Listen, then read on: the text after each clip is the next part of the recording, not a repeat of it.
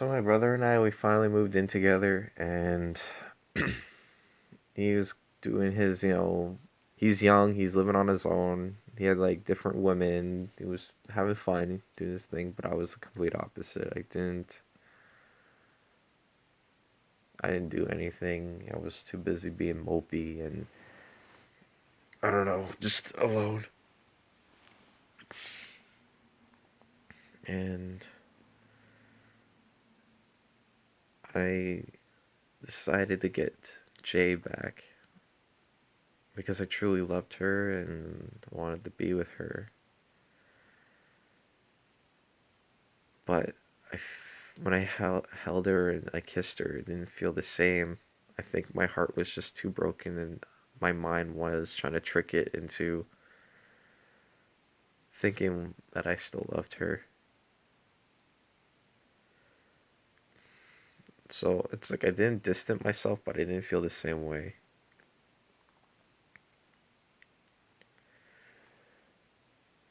And I remember, I think I couldn't take this anymore. I couldn't help this feeling. And I think my brother and I got into a big fight. Well, I got into a big fight with him, and I think I kicked him out temporarily because I couldn't deal with his shit. And I think this is how I was gonna end my life. I wrote down my suicide note on like 8 pieces of paper. It was that long, and I went for a walk, and I took a steak knife and I just shredded my arm. And with that, you can't, uh, it doesn't. It's not like a razor cut. It won't just be little lines. It's a steak knife. I just took a chunk out of my arm, and I took a steak knife and I took it right here. I think I got it from close to my ear, and I went down from it close to my mouth. My mouth is right here, and I got it from here to here. A big old cut with a steak knife. And I was bleeding quite a bit. And I went to my happy place where I used to go, and when I went out with Tyler in high school, went to this field, and it was like 10 minute walk from, well, not really 10, like 7 minute walk from the field to my place. So I walked back home like that, had blood dripping from my face and my arm. I crawled back up the stairs to my apartment. I grabbed my toaster. I filled up my bathtub. I stuck forks into it. And, I probably took a few shots before I went. I put my suicide notes on the toilet. And I sent messages on Facebook to Jay, my best friend, Tyler, and a few friends and a few family members saying that, goodbye and how I was feeling and stuff like that. And I threw my phone and I took the longest deep breaths that felt like forever. And I grabbed the toaster and I was about to take my step into the bathtub and just end it all until a friend of mine just walked through the door, and it caught me off guard, and he said he forgot something, and he saw me, what I was doing.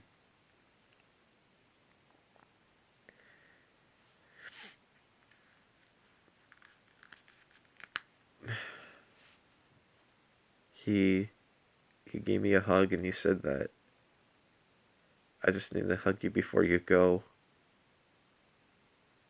and that he loves me and he didn't want to see me go, and I said I love you too. I gave him a hug back. and I don't think he knew what he was gonna do. Like I think he never saw this or dealt with this, and he left, and I kind of collapsed on the floor, crying really hard. There was blood all over the floor, mixed with my tears. And then him and his mom came up and brought me to the hospital. And I went to it was an emergency. So I kind of just started to black out and didn't really remember too much. My friend was there with me when they did the stitches on my arm and they glued my face closed, they glued it, and then I think they patched it somehow and the scar's not really there too much. Like it's faded so far from here, but then there's still like the little nub from probably this much that's still there. And they said to my about my arm that they tried their best to close it, but there wasn't much flesh for them to stitch it. So they closed it as much as they possibly can. And I think they put this fake shit on it, and then they put a like some kind of casting over it, and then yeah, they held. And I think I spent a whole week in the psych ward, a whole week in there, and I was losing my fucking mind. And in there, I was probably thinking about I should change my life. I should do better.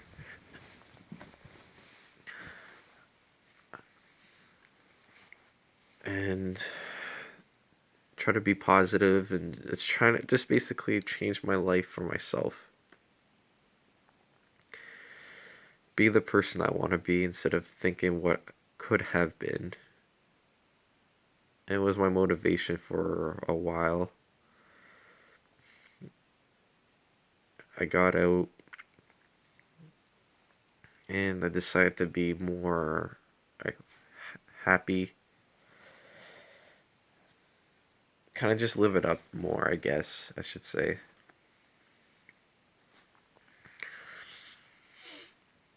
So I got Jesse, my friends, Tyler, David Alex, Chance, and the other Tyler because we had two Tylers. I grabbed all my friends and I kind of had like a small get together. Like we were drinking. They were smoking weed. I wasn't smoking weed. No, I wasn't really part of it. And we kind of just did like our own little celebration that, I'm out and I'm going to change my life. I'm going to try to better myself. And I told Jay that I love her. I don't want to leave her. And she's like everything. And I can't just let her go. But I had so much, like, still bitterness towards her for doing the things she did to me. So I started to talk to people on Facebook and again help them out through my like the situation I'm going through, all that depression, all the suicide thoughts, everything else. I'm going to give them advice that I'm giving myself. Go forward, live it up. Things will get better, and just basically deal with them how I'm dealing with myself. Eventually, I came across this girl, and I had no intentions of like my intentions were pure just to help her and give her advice and be there for her. And she had feelings for me, and but I had feelings for her too in certain ways.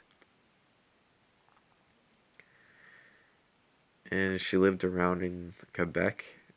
And I said, it's not far. I said, maybe we should hang out one day. And eventually we did. She brought her friend and they came over to my place and we just watched movies. We chilled and we talked. Nothing was happening. We just talked about certain things and watched movies. But Jay wasn't very. Um, she was jealous, obviously. I was hanging out with other girls and stuff, but I said that no, I'm not doing anything.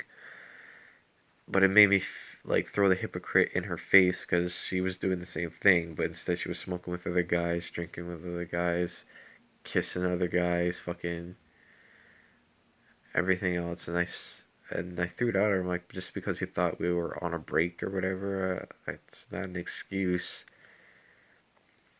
And I always threw it at her face. I probably hurt her a little bit. So it's kind of what I did too. I got drunk with my friends and guys and girls and got fucked up a little bit. And I remember I was making out with both the girls. Like I was kissing her here, and then after that I would turn and kiss her here, and I was groping both of them. For a single guy, it would have been a great fucking time, but I was kind of in a relationship, and the thing is, I didn't feel the guilt because she did it to me too many times.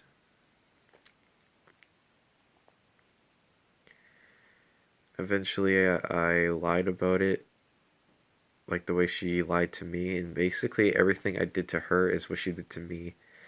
And in the end, it was more of a test when I finally told her the truth that I said, if you want to stay with me, we're going to work on a relationship. I'm like, if you leave me, well, that I should have left you because I'm doing the exact same thing you did to me. I'm just throwing it back at you. Eventually, we broke up because she couldn't trust me and everything else, and she hated me, and I was okay with that. And I was depressed, and more than anything, I just wanted distraction. I wanted to just get high. I wanted to get drunk. I just want to have sex. I just want all the escapes I can have because I didn't want to self harm anymore. So she came by and we went out. We got candy. We just chilled, and eventually we started making out, and we had like awkward sex because it was like more of a one night stand kind of thing. And then she stayed a night a few times, and then she left, and we started talking, and I didn't know if I wanted to try to fight to get Jesse back or should I just move on from here. I didn't want to have any more relationships because I wasn't ready for them. And so this girl came around often on and off, and we just kind of, she was my distraction. Like, she was my buzz. If I wasn't getting high or drunk, I was with her, sleeping with her, and I was just doing that with, trying to do that with other girls too. I was just sleeping with other girls because I know between the times I probably made out with four different girls during that time, and like almost got drunk every night, and I got high whenever my friends brought weed. But I remember most of the time I had long showers with music. I probably had like 2 hour long showers. I was just sitting in the tub in hot water listening to sad music and trying to, well, I was crying a lot. And that was my daily thing for like maybe 2, 3 weeks. Eventually, I think she told me that this she was actually 14 and I was 18, and I was like, holy shit, I'm going to get in so much trouble. And but she's like, oh, I'm turning 15 soon, and I was like, that's not the point. I'm like, you're a minor. I'm 18. I'm like, if anybody finds out about this, I'm going to get in so much trouble. And because when I first saw her, and she did look like 16, 17 years old, otherwise, I would not let myself be involved with someone that young. And I told her I can't be with her or see her, but she was very persistent. And she's like, "What about if we just be friends?" And I said, "That's fine, but I can't do this with a minor." Like I felt very awkward at first because I didn't. It was just like I'm like I just did something really bad. So eventually we were still talking, but I didn't see her as much. I didn't try not to. I was mostly hanging out with my guy friends and just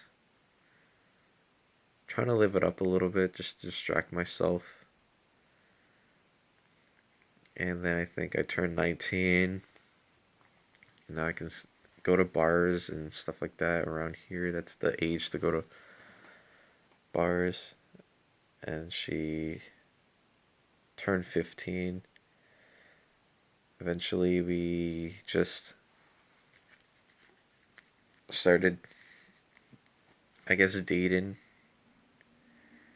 I went to go talk to her mom to tell her, because like I can't, I'm not a liar like that. I have to meet the parents and tell them. I have to know what's going on. I was always honest like that.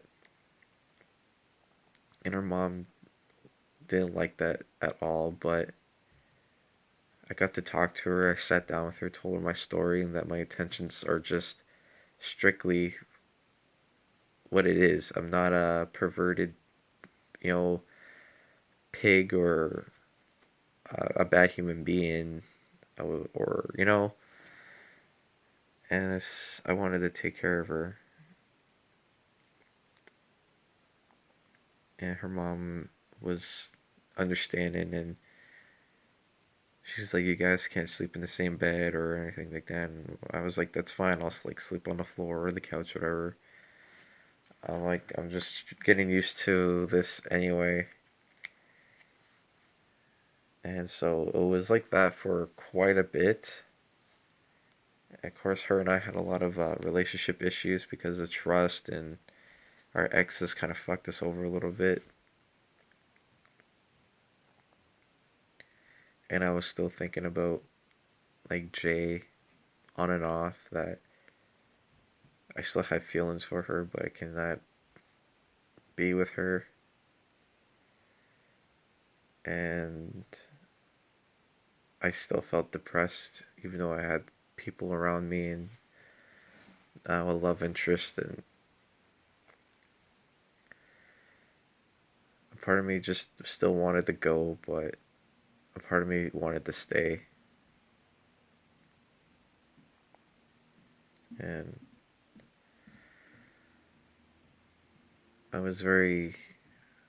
I felt stuck. I was in a limbo of emotions here, and I didn't know what to do. And I guess I'll end it here and get to the next part.